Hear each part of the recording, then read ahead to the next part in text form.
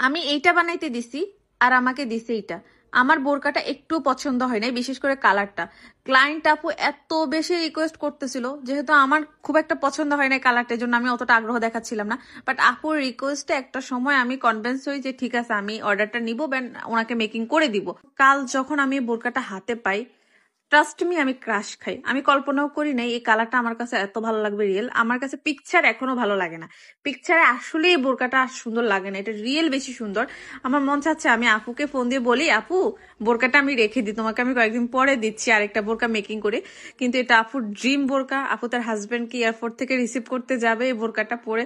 So এরকম কিছু আমি করতে পারতেছি না, কিন্তু আসলে এই বোরকাটা অনেক বেশি সুন্দর। এটা যে পিঙ্ক কালারটা, এই পোর্শনটা হলো তোমার জুম ফেব্রিকের মধ্যে, আর মেরুনটা হলো দুবাই চেরি ফেব্রিক্স এর মধ্যে। কোয়ালিটি অসম্ভব ভালো, আর আমরা কিন্তু হিজাবের মধ্যে কাজ রাখছি যাতে আরেকটু প্রিটি লাগে।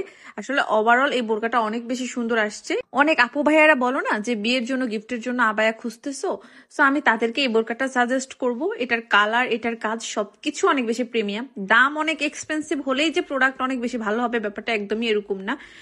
রিজনেবল প্রাইসের মধ্যে অনেক ভালো ভালো জিনিস পাওয়া যায়। সো আমার কাছে এইটা বেস্ট মনে হলো। আমি আসলে সাজেস্ট করব যারা এই মুহূর্তে প্রিমিয়াম কিছু চাচ্ছ তারা এই বোরকাটা নিতে পারো।